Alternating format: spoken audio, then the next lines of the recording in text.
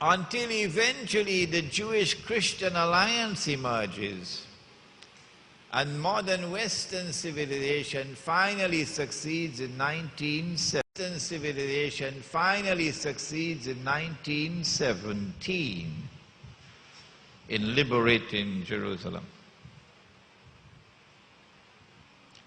And then in 1948 in creating the State of Israel. 2,000 years have passed. This could not have happened by accident. The Quran is explaining. This is the Gog and Magog world order which has done it. It is the Gog and Magog world order which liberated Jerusalem. It is the Gog and Magog world order which brought the Jews back to Jerusalem to reclaim it as their own. It is the Gog and Magog world order which restored the State of Israel in the Holy Land. Using this verse of the Quran. And now finally, well, why is Gog and Magog doing this? What is their agenda? But you know the answer already. That Gog and Magog are working together with Dajjal, the false Messiah, the Antichrist. Allah subhanahu wa ta'ala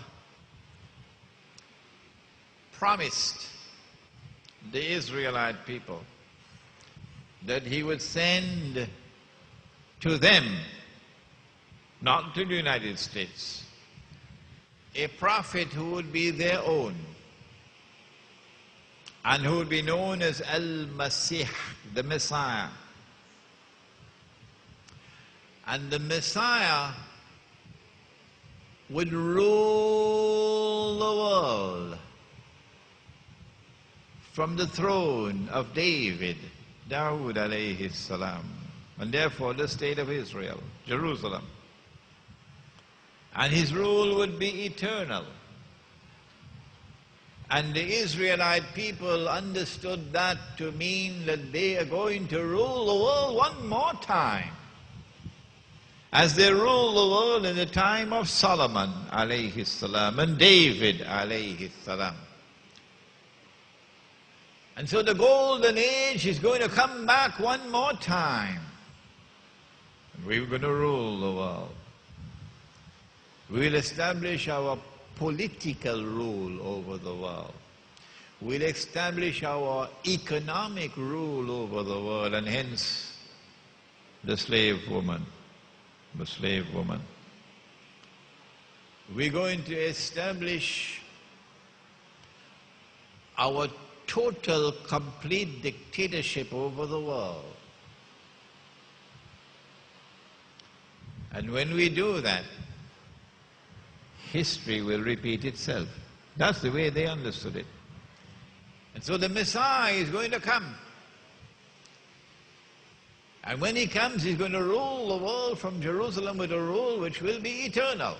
The Quran came down to say that Jesus, the son of Mary, alayhi salam, he is the Messiah. But they rejected him. And my book, which is over there, The Religion of Abraham and the State of Israel, a view from the Quran, has conducted the analysis to explain why they rejected him. Had he been a Jew, he would have been accepted. But he was an Arab, and an Arab cannot be a prophet. If Muhammad, Allah's blessings be upon him, if we accept him to be a prophet, then the Bible is filled with lies. And we cannot accept that our Bible, our Torah, has been changed. So we reject him. He cannot be a prophet. But Allah's messenger said that when they boasted of how they killed him, crucified him, that they did not succeed in killing him, they did not succeed in crucifying him, that's the Quran. But Allah raised him.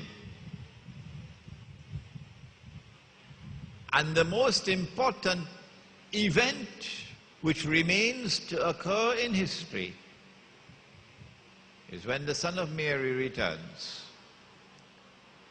He was taken up into the samawat. Samawat is plural of sama. Don't say he was taken into heaven. Don't use that language. Heaven is Jannah. He was taken into the samawat. Samawat is plural of sama. Between this material universe and the command center from which Allah controls the entire creation, there are 7 worlds of space and time. 7. And tonight in the masjid, in Surah Al-Kahf, we'll be introduced to the subject of the samawat. So he was taken into the samawat, the same samawat into which Prophet Muhammad ﷺ was taken on that miraculous nocturnal journey.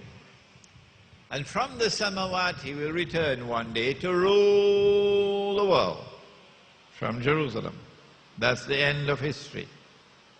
That's where we are heading. However, amongst the 10 signs there was Dajjal. And Dajjal is someone created by Allah. He's not a human being. Because all human beings will stand for judgment before Allah on Judgment Day. And human beings will either go to heaven or to hell. But Dajjal is not going to be judged by Allah. Wake up! Dajjal is not going to heaven or to hell. Wake up! No. Dajjal is a special being created by Allah who will appear in the form of a human being. Can angels appear as human beings? Yes, Gabriel alayhi salam. Can jinn appear as human beings? They got a lot of them in Washington.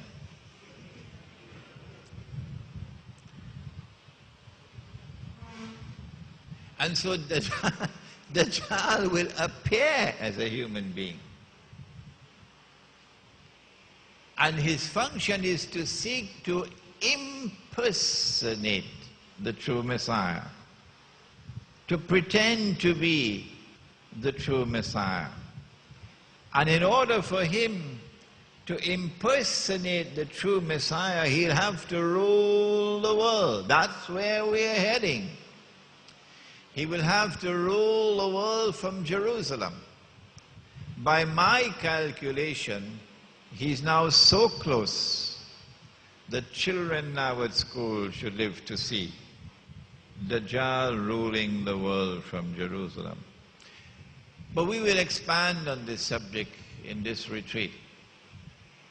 What we have done so far is to introduce you to the reality of the world today as identified from that event in which the angel came as a human being and asked the 5 questions. And then we look at the evidence that was provided. The big tall buildings that you can't miss unless you're blind. And then the more difficult one, the slave woman giving birth to a mistress, which we have not as yet attempted to explain. And then we said, if this is the last age, and they are moving in that direction, women who are dressed and yet naked, and women dressed like men, and men dressed like women, if they are moving in that direction, if that is mainstream, we're going in the opposite direction. Opposite direction.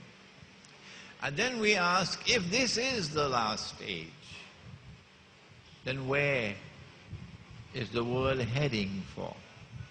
What is the end of history? Then we turn to two verses of the Quran.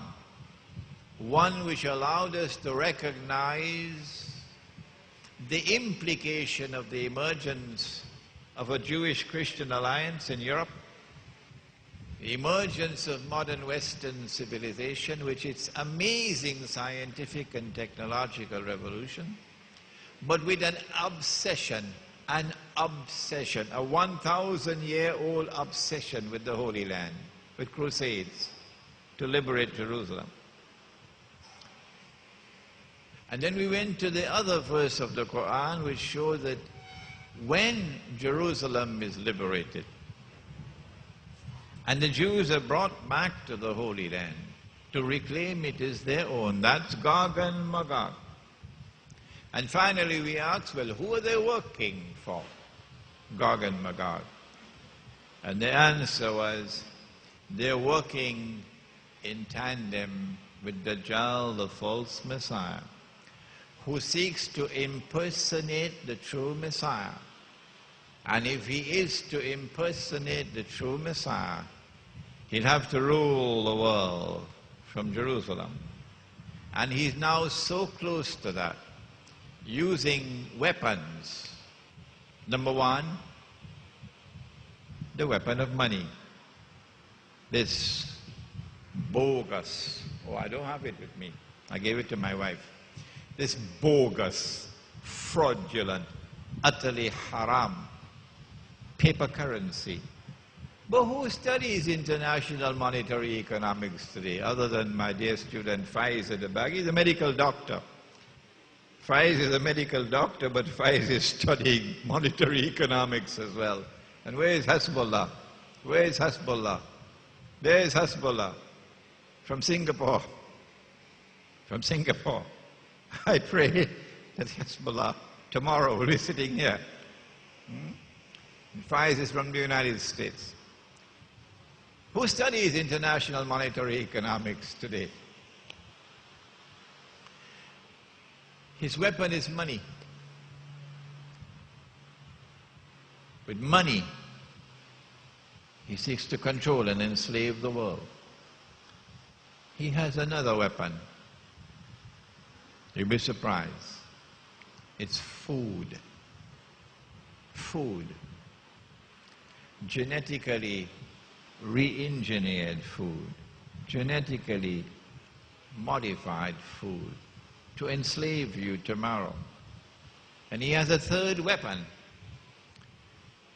and it's woman. And so it's time for us to study Dajjal, to be able not only to understand the world today, but the world tomorrow. We've come to the end. I had to combine two sessions in one. We'll now pause for Salatul Zuhr and lunch and take some time to get to know each other. And we'll reconvene, inshallah, at 1:30. But if you're not ready at 1:30, we'll give you time. But when we reconvene, we'll have the next session in the masjid. It's going to be cool. We have the air conditioner on. And that will be the session of question and answers on this morning session. But not only question and answers, it's going to be discussions as well. So it's going to be lively. You will enjoy yourself. Assalamu alaikum wa rahmatullah.